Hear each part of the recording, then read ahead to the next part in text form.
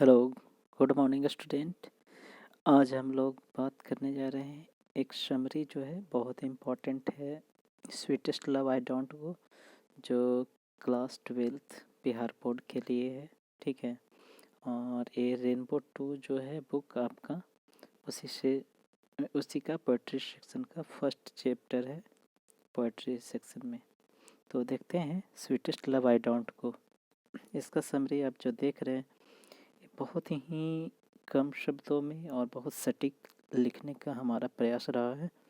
और जहाँ तक हमारा प्रयास है कि कम से कम शब्द में सारा बात कहा जा सके। ठीक है। या जो समरी होता है यानी कि जो पोएम्स होते हैं उसका सारांश होता है, यानी कहने का मतलब है कि आप उसमें से क्या आप सीखे हैं या क्या कहना चाह रहा है कवि, उसी को आपको बताना रहता है। तो हमने पोइट्री सेक्शन जितने भी सारे हैं जितने भी समरी है उसको 3 भागों में बांटा है। एक आपका जो इंट्रोडक्शन वाला पार्ट हो गया, दूसरा बॉडी, और तीसरा जो कंक्लूजन है। ठीक है, या निष्कर्ष। तो चलते हैं, हम जो लिखे हैं उसको हम एक्सप्लेन करते हैं। देखेंगे यहाँ पर sweetest love I don't go has been composed by John Donne. ठीक है।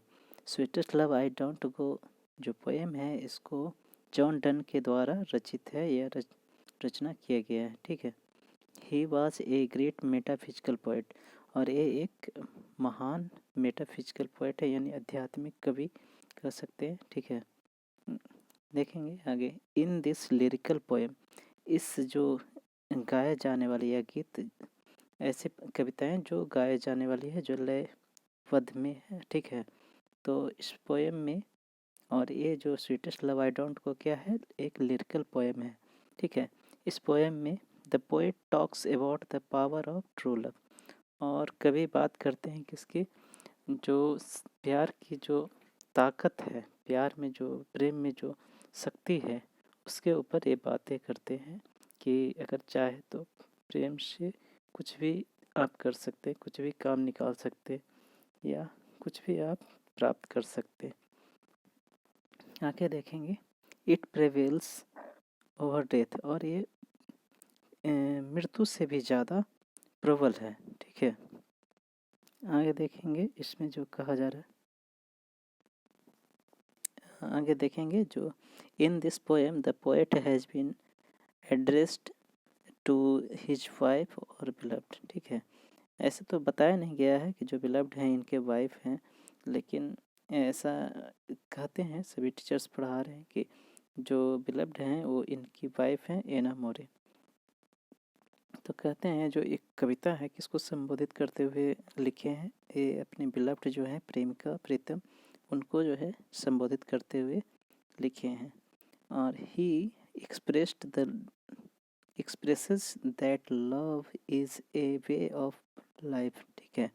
और ये व्यक्त करते हैं कि प्यार जो है एक जीवन का माध्यम है या फिर जीवन जीने का तरीका है। Which learns a man to live, जो मनुष्य को जीना सिखाता है। ठीक है। आगे देखेंगे जिससे मनुष्य जीना सीखता है।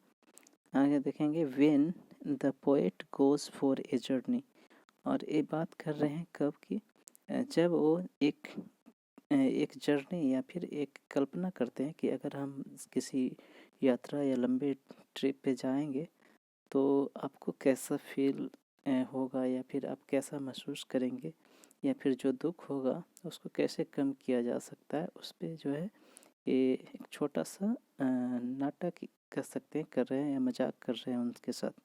तो उसी के बारे संदर्भ में लिखे हैं कि when the poet goes for a journey, जब वो एक जर्नी पे के लिए जाते हैं, and his beloved that he will come and his beloved that he will come back exactly as the sun come back every day.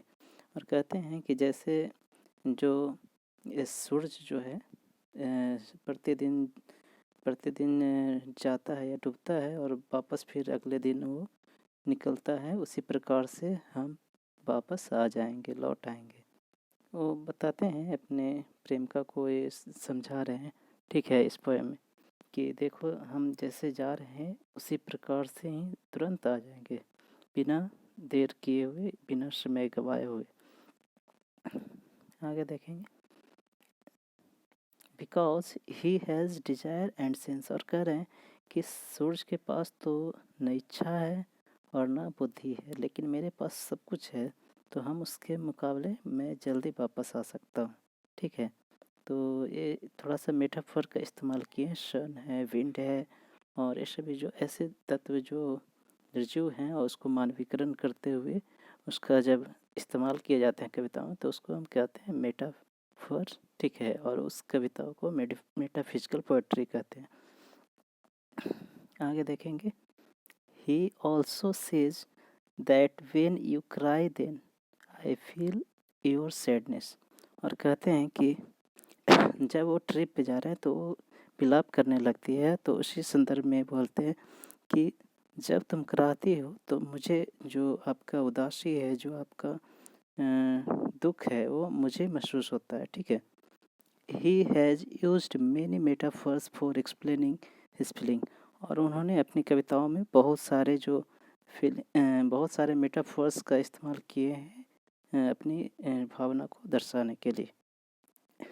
आगे देखेंगे, he expresses his feeling that both soul are connected to each other and never separated and nor die, और कहते हैं वो अपने भावनाओं को व्यक्त